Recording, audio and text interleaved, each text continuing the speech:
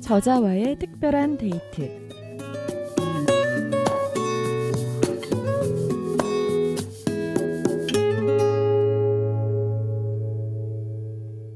네, 오늘은 신간 추적 예배자 셋의 저자이시죠. 현재 군포교회에서 담임 목사를 섬기고 계신 김철훈 목사님 모셨습니다. 목사님 안녕하세요. 네, 안녕하세요. 반갑습니다. 네, 목사님이 이렇게 또 책을 딱 가지고 오셨는데 굉장히 멋진 분이세요. 네. 감사합니다. 라디오로 보여드릴 수 없는 게 좀 아쉽네요. 이번에 또 추적 예배자 셋 출간하시면서 자리해 주셨는데 제가 목사님 소개를 잠깐 드렸지만 이전에 또 찬양사역대학원에서 그 강의도 하셨던 적이 있으시죠. 예, 그래서 보니까 이전 쓰셨던 책들 중에서도 음악 선교라든지 아니면 뭐 찬양에 관련된 책들이 조금 있더라고요. 예, 그렇습니다. 그 책들은 어떻게 출간하게 되신 건가요? 찬양 사역에 원래 좀 관심이 있으셨던 건가요? 예, 일단 제 전공이 네. 그 박사 과정에서 음악 선교학을 했기 때문에 네. 아무래도 그 분야 논문도 그쪽으로 썼고 그래서 한국에 들어와서 예배 찬양사역대학원에서 이제 강의하다 보니까 강의 자료도 필요하고 또 연구한 것을 또 출판해서 내야 될 필요성이 있어서 이제 몇 권 그렇게 이제 출판하게 됐죠. 그래서 네. 서울장신대학교 예배 찬양사역대학원에서 강의할 때 이제 교재로 좀 사용도 했었고요. 예. 또 출간하신 책들을 교재로 사용하시면서 강의도 해주셨고. 예, 그렇습니다. 그러시군요. 이번에 출간하신 책은 추적 예배자 셋이라는 책인데요. 간단하게 좀 표현해 주시자면 어떤 책인가요? 구약 성경에 나와 있는 아담의 셋째 아들이죠. 네. 셋.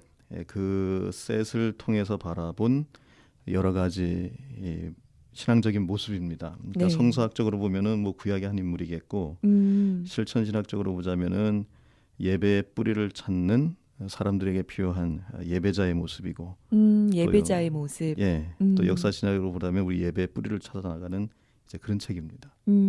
뭔가 이제 좀 어려운 시대를 살고 있잖아요. 이럴 때 예배를 회복해야 된다. 예배자의 자리를 또 예배 자리를 회복해야 된다. 뭐 이런 그렇죠. 이야기들을 되게 많이 하는데 예. 이 책이 좀 도움이 될 수 있을 것 같다는 생각이 드네요. 그런가요? 예, 그런 목적으로 이제 쓴 것이죠. 목적이 또 그러하군요. 예, 예. 네. 근데 또 재미난 게요. 이 출간하셨던 이전의 책들을 봐도요. 추적이라는 단어가 많이 붙어 있어요. 예, 추적. 이번에도 추적이 붙어 있거든요. 추적 예배자 셋. 예. 네. 추적을 붙이신 이유가 특별한 의미가 있으신 건가요? 제가 쓴 책마다 이제 성경 말씀에 근거해서 네. 이제 책을 쓰게 됐는데 네. 그 책의 내용이 전부 다 성경 말씀의 구절 속에서 발견한 겁니다. 그러니까 성경 말씀 한 말씀을 네. 그 말씀 속에 숨겨놓은 계시를 추적한 셈이죠. 정말 추적을 하셨기 때문에 추적을 붙이신 건가요? 그렇죠. 그 말씀 속에 숨겨져 있는 하나님의 계시의 뜻을 끝까지 파고 들어갔다는 그런 느낌이죠. 목사님, 탐정의 자세로. 예. 탐정의 자세로. 예. 네, 탐정이 되셨군요. 그러니까 성경 말씀을 향한 긍정적인 탐정이죠. 그렇군요. 범인을 발견하는 것이 아니라 네. 진실을 발견하는. 예. 추적이라는 단어는 그 목사님께서 직접 이렇게 좀 지으신 건가요? 예, 제가 지었습니다. 어떤 계기가 있었나요? 처음 책 쓸 때 이제 사도 바울의 16년을 네, 그것도 추적이죠. 예, 추적해라는 방향이기 때문에 네. 그때 한번 쓰고 나니까 계속 이제 그렇게 했죠. 예. 그 뒤에도 그냥 계속 추적. 예, 추적이었습니다. 저는 그래서 이게 추적 시리즈인가? 네, 예, 추적 시리즈입니다. 시리즈인가요? 예, 예. 그렇군요. 그러면 다음번 시리즈도 준비가 되어 있겠네요, 목사님. 예, 그때 되면 또 아마 또 추적을 또 쓸 것 같습니다. 그렇군요. 예, 예. 네, 좋습니다. 특별히 이 추적이라는 단어를 붙여서 이번에 쓰게 된 그 예배자 셋, 그러니까 예배 회복에 대해서 책을 쓰게 된 계기가 있으셨나요? 예, 크게 두 가지로 나눌 수가 있는데요. 네. 첫 번째는 개인적으로 네. 아내가 오래전에 이제 유산을 한번 했어요. 첫 아이를. 그래서 그러셨군요. 네. 그때 아픔을 씻기 위해서 네. 말씀을 지켜봤는데 네. 그 가운데 이제 창세기 4장 25절에서 26절 아벨을 잃은 뒤에 하나님께서 다시 그들을 아담과 하와를 위로하기 위해서 셋을 주셨다. 이 말씀이 이제 네. 다가왔고요. 마음에 딱 오셨군요. 예. 그리고 셋을 연구하다 보니까 네. 이 사람이 예배와 관련돼 있구나. 발견하셨고. 예, 발견한 것이죠. 네. 그래서 개인적인 이유 그리고 또 예배 사역과 관련된 이유 이 두 가지가 계기가 되어서 네. 이제 정말 우연히 발견했는데 뭐 하나님이 발견하도록 하신 거죠. 지금 생각하니까 예, 그런 계기가 있었습니다. 그래서 또 그것을 책으로까지 예, 엮어야겠다. 예, 그래서 책으로 출간을 하게 되셨군요. 예. 좋습니다. 추적 예배자 셋 그러면 좀 내용 자체를 좀 잠깐 설명을 주시자면 책에서 등장하는 그 셋은 성경 속에 어떤 인물인지 네, 좀 들어보고 싶거든요. 우선은 아담의 셋째 아들이고요. 그리고 이제 예수님의 시조죠. 누가복음의 복음서를 보게 되면은 네. 예수님의 시조로서 나오고 그리고 또 예배의 회복자 즉 아벨이 죽은 다음에 끊어졌던 약속의 혈통 예배의 혈통을 다시 잇게 된 사람이 셋이다. 결국 그 예배드리다가 가인이 아벨을 죽인 것이거든요. 네. 그래서 아벨이 죽었는데 그 뒤에 그 혈통을 잇기 위해서 하나님께서 다시 허락해 준 사람이 셋이고 네. 그 셋을 통하여서 결국 약속의 피가 흘러서 예수 그리스도가 탄생했다. 음. 이런 모습을 볼 때 네. 믿음과 예배의 조상은 아브라함이지만은 믿음과 예배의 시조는 셋이다. 이제 그것을 이야기한 것이죠. 네. 그러니까 조상과 시조를 구분한 것이죠. 예. 그럼 그 속에서 좀 예배자의 어떤 내용들을 발견을 하셨다고 하셨잖아요. 예. 그 내용을 조금 들어보고 싶은데 어떤 내용을 보고 이것을 책으로 담아야겠다.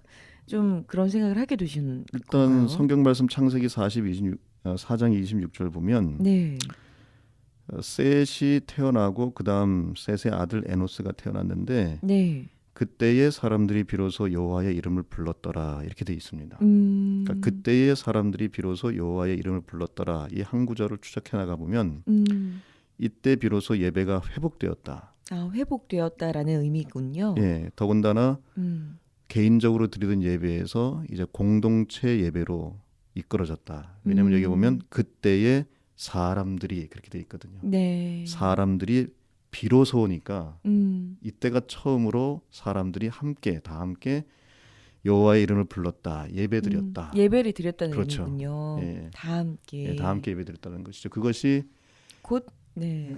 예배 회복의 회복이군요. 움직임이었고 네네. 또 가인 계열과 셋 계열로 이제 인류가 나누어지는 분수령이었다. 그렇게 보는 것입니다. 그렇군요. 네. 현재도 좀 사람들이 이렇게 많은 청년들도 그렇고 그 예배자의 자리를 좀 회복해야 한다라고 이야기를 할 만큼 많이 좀 그런 부분에 어려움을 겪고 있는 게 사실이거든요. 예. 그러면 그런 그 어려움을 겪고 있을 때 가장 좀 먼저 예배 자리를 회복하기 위해서 해야 할 일은 뭐가 있을까요? 일단 예배가 회복되려면 예배 드리는 사람이 회복돼야 되거든요. 그러니까 예배자의 모습을 회복을 해야죠. 네. 그 예배자의 모습을 누구에게서 찾느냐? 음. 성경 인물들을 통해서 하나하나씩 찾아가야 되는데 네. 그 예배의 첫 회복자가 저는 셋이었다고 주장을 하는 겁니다. 그렇군요. 예. 좀 이렇게 같이 살아가는 삶 속에서 현실에서 사실 예배를 회복해야 된다. 말로는 이렇게 네. 알고 있지만 실천하기가 참 힘든 것 같아요. 어떻게 해야 될지 또 그 상황 속에서 예배를 회복해야 된다. 예배 회복에 대한 것도 어떤 의미인지조차 잘 모르는 분들이 많거든요. 예. 그럼 예배의 회복이라는 거는 어떻게 바라보시나요, 목사님은? 일단 예배 회복을 위해서 예배자가 되려면 네. 자신에게 맞는 좋은 모델을 발견을 해야 되거든요. 근데 그 모델이 지금 살아계신 분들도 계실 수 있지만 가장 좋은 것은 성경 속의 모델입니다. 그 모델이 바로 셋이기 때문에 저는 그런 분들을 위해서 셋에 관심이 있다면 이 책을 통해서 모델을 발견할 수 있을 것 같고요. 그다음에 셋 같은 경우 보면은 부모님 복도 못 받았고 형제 복도 못 받았습니다. 네. 부모님은 죄인으로 에덴 동산에 쫓겨난 사람이고 또 형들은 하나는 가인은 죄인이고 둘째 형은 죽었고 근데 그 가운데에서 오로지 신앙을 붙들고 살았기 때문에 그의 아들 에노스 때까지 신앙의 혈통을 이으면서 예배를 회복하게 되었다는 것이죠. 네. 결국에는 자신의 환경을 통해서 하나님의 은혜를 더욱더 촉구하는 어려움은 그런 있었지만 어려움은 있었지만 네. 분명히 성경에는 안 나옵니다. 외경에 보게 되면 네. 아담이 자신의 아들 셋에게 네. 예배를 가르치는 장면이 나옵니다. 아, 나오나요? 외경에 나옵니다. 아, 예. 그렇군요. 그러니까 셋은 분명히 아담과 하와로부터 예배가 어떻게 끊어졌는지를 이야기 들었을 것이고 그 예배 회복의 사명이 본인에게 있다는 걸 알았기 때문에 그 일을 하지 않았나. 그러니까 예배자의 모습을 성경을 통해서 찾고 그 자신의 모습에 적용을 해서 네. 예배 회복의 소명이 나에게 있다는 것을 처음으로 깨닫게 되는 것, 그것이 예배 회복의 첫걸음이 되지 않을까. 저는 나름대로 그렇게 생각을 합니다. 일단은 그 해답을 우리 개인적인 생각으로 찾으려고 하는 것보다도 성경을 통해서 좀 찾는 것, 그렇죠. 그것이 먼저 예. 되어야 된다. 성경 속의 모델. 네, 그러기 그렇죠. 위해서 이제 성경을 주신 것이기 때문에. 예.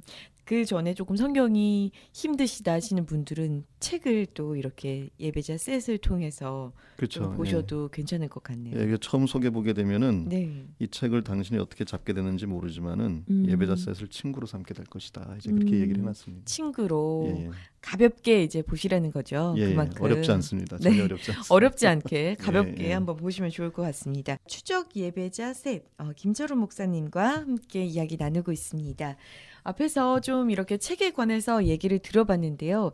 그 셋이 주인공이잖아요. 이 책의 주인공. 예, 그치요? 주인공입니다. 그 주인공에 대해서 좀 자세하게 설명을 들어보고 싶은데요. 예. 그 목사님께서 책에 담아준 이 셋은 어떤 인물이었고 또 어떻게 예배자로서 삶을 회복하게 됐는지 좀 자세하게 얘기를 들려주신다면 어떤 이야기들이 있을까요? 예. 사실 저는 이걸 통해서 셋을 이제 재발견했다라고 생각을 하는데요. 네. 왜냐하면 없던 인물을 제가 창조한 것이 아니라 성경 속에 있었는데 그동안 제 눈에 들어오지 않았던, 제가 보지 못했던 인물을 본 것이라 셋의 재발견이라고 얘기합니다. 그냥 일반적으로 성경 기록상 아담의 셋째 아들만 알고 있는데 그것보다는 죽은 아벨의 신앙의 혈통을 이은 새로운 씨다. 그러니까 셋이라는 말 자체가 새로운 씨, 다른 씨 그런 뜻이거든요. 아, 그렇군요. 그러니까 하나님께서 아벨을 통해서 예배자의 혈통을 이어나가시려고 했는데 잘못된 예배자 가인의 네. 죄악으로 말미암아 죽었지 않습니까? 네. 그러니까 끊어진 것이죠. 그 끊어진 것을 다시 잇기 위해서 하나님께서 허락하신 다른 씨라는 뜻에서 이름이 셋입니다. 아, 그런 의미가 있었군요. 네, 셋이 그런 뜻입니다. 다른 씨, 또 다른 씨, 새로운 씨 그런 네. 뜻이에요. 네. 그래서 하나님께서 셋을 통해서 셋을 사용하셔서 다시 예배를 일으키셨고 그의 아들 에노스 때에 그것이 가시적으로 나타난 것이 많은 사람들이 여호와 이름을 불렀더라. 그러면서 그 뒤로 노아도 나오고 아브라함도 네. 나오고 다윗도 나오고 결국 예수님까지 이어지는 것을 보고 네. 또 누가복음에서 예수님의 족보를 생각하면서 그 족보가 셋에서 시작됐다는 걸 볼 때 그 셋을 예배자의 모습으로 봐야 된다. 이제 그것을 발견하게 된 것이죠. 그러니까 몇 번 나오지는 않는데 네. 그 비중이 큰 것. 그 인물이 바로 셋이 아닌가 이제 그렇게 생각합니다. 그 중에 그 핵심이죠. 그렇죠? 네. 많이 등장하지는 않지만 책의 주인공이잖아요. 그렇죠. 그렇죠? 예, 책 예. 내용의 가장 핵심이 되는 부분이기 때문에 좀 이야기를 같이 좀 자세하게 들어봤습니다. 예, 그럼 그 책에서 결론적으로 이제 말하는 예배의 회복 또는 뭐 좀 중요하다 싶으신 그 어떤 내용들이 있을까요? 예, 있습니다. 어떤 내용을 일단 좀 추천해 예배에 주시나요? 대한 이해인데요. 네. 제가 나중에 그건 제 신학이기도 한데 제 책에서 이제 149페이지 예배자 셋과 네. 에노스 네. 그 장면에서 좀 이야기를 했었는데요. 149쪽에 예, 거기서부터 시작합니다. 예배는 사건이라는 것이죠. 사건. 사건입니다. 네. 어떤 사건인가 하면 네. 인간과 하나님이 만나는 사건입니다. 멋진 사건이네요. 네. 예, 예배 안에서 뭔가 사건이 터져야 되는 겁니다. 예배 드리면서 사건이 터져야 되는 것이죠. 그렇군요. 근데 어떤 사건인가 하면 하나님이 우리를 만나 주시는 사건이 터지는 겁니다. 그래서 예배를 드리는 것이죠. 네. 그래서 사실 개인적으로 그 사건을 경험하는 것이 개인적인 예배. 그다음에 서로 약속을 해서 다 모여서 드리는 것을 공동 예배. 우리가 이제 그렇게 얘기를 하는데 네. 이 사건에서 두 가지가 터져야 됩니다. 네. 하나님이 경험되는 사건, 그다음에 그 경험에 대해서 반응하는 사건. 그렇군요. 그러니까 경험을 영어로 experience라고 얘기를 하고 반응을 express라고 얘기를 하는데 그래서 저는 이걸 to e라고 얘기합니다. 두 네. 가지 이죠. 경험과 반응. 음. 그러니까 예배 시간 동안에 우리가 제가 보면은 예배를 드리고 가는 것이 아니라 보고 예배를 가는 경우가 보고 있죠. 그래도 보고 가는 분은 좀 괜찮아요. 또 어떤 경우가 있나요? 예배를 견디고 가는 분이 계십니다. 그런 분들도 계시겠네요. 예배를 힘들게 졸음도 견디고 참고. 네. 나가시면서 아유 오늘 예배 겨우 드렸다. 그런 분들이 있거든요. 그것은 사건이 터진 게 아닙니다. 그러네요. 그렇죠. 그러니까 예배 드리러 왔을 때는 깜짝 놀랄 만한 사건이 매번 터져야 되는데 네. 그것이 터지기 위해서는 하나님이 우리를 찾아주시는 만남의 경험이 있어야 되고 그렇죠. 또 그 네. 경험을 하게 되면 가만히 있을 수가 없죠. 반응을 하게 돼 있습니다. 아멘을 하든지 찬양을 그쵸. 하든지 신앙 고백을 하는 그 것이죠. 기쁨이 드러날 수밖에 없게 돼 그럼요. 있죠. 그래서 예배 순서도 보면은 이 두 가지를 이루기 위한 순서입니다. 그러니까 경험하는 순서는 말씀을 통해서 축도를 통해서 기원을 통해서 경험하게 되는 것이고 그 경험을 표현하는 것은 네. 찬양을 통해서 봉헌을 통해서 그렇게 마음을 표현하게 드리게 되는 되는 것이죠. 거니까 그렇죠. 찬양으로 또 이렇게 헌금으로 또 신앙 고백을 그렇군요. 통해서 네. 그러니까 예배 순서 자체가 의미가 하나님과 있는 거였군요. 만남의 하나하나가 다. 사건 경험과 반응을 일으키는 사건에 맞춰서 예배 순서가 구성되어 있는 것이죠. 그런 것도 또 새롭게 알았어요. 네. 사실 크게 그 예배 순서에 대해서 의미를 부여하시는 분들 많이 없으시잖아요. 그냥 일반 성도들 같은 경우에는 그냥 이렇게 되어 있구나. 항상 이렇게 드려졌던 거니까 그렇게 해야지라고 생각을 했는데 그런 의미가 있었다라는 거 새롭게 좀 알고 가네요. 그러니까 예배 순서를 보게 되면 이 두 가지가 보여야 되고요. 네. 그것이 처음으로 일어났던 때가 창세기 4장 26절 공동체적으로 사람들이 비로소 여호와 이름을 불렀더라. 여기에 하나님을 경험했으니까 불렀고 부른 것이 반응이라는 것이죠. 네, 그렇군요. 그 반응이 참 일어나야 그 예배자로서의 어떤 그 모습 또 하나님과의 만남 그게 있어야 되는데 없는 경우가 정말 말씀하신 대로 견디고 가는 그런 분들도 있다는 게 참 안타깝네요. 그래서 방송 들으시는 청취자분들 중에서도 사실 그게 항상 예배자의 모습으로 온전히 지켜질 때가 많지 않은 것 같아요. 저 같은 경우에도 온전히 예배자의 모습으로 예배를 드리는 경우도 있지만 그렇지 못한 경우도 간혹 있거든요. 그럴 때에 또 그 모습을 되돌아보게 되는 그 계기가 되는 것 같아요. 그렇죠. 그렇게 하면 좋죠. 청취자분들께서도 남일 같지 않으실 것 같아요. 네, 들으셨으면 좀 이렇게 책을 통해서 또 다시 한번 좀 눈여겨 보시고 성경을 통해서 예배의 자리를 회복하셨으면 좋겠습니다. 앞으로 또 목사님의 특별한 계획이 있으시다면 어떤 계획이 있으신지 말씀 나눠주시면 좋을 것 같아요. 제가 2016년 올해 이제 1월 첫 주부터 담임 목회 사역을 지금 시작하게 됐습니다. 공포교회. 그렇군요. 네. 그래서 일단은 허락하신 그 목양지에서 목회를 지금 잘 해야 되는 그 목적 하나. 그래서 그 외에 일이 있으시군요. 네. 문화 사역이나 뭐 강의 사역이나 외부 사역은 지금 다 끊은 상태고요. 집중하시기 위해서. 오로지 지금 맡겨주신 그 목회 사역에 집중하기 위해서 지금 오로지 지금 그것만 일단 교회의 영적 회복 또 예배 회복 그것을 위해서 허락하시는 때까지 지금 노력해야 될 그런 상황입니다. 네. 같이 응원하고 저도 목사님을 위해서 또 이렇게 기억하고 기도하도록 하겠습니다. 감사합니다. 네, 마지막으로 또 듣고 계신 청취자분들을 위해서 한 말씀 해주신다면 어떤 말씀 있을까요?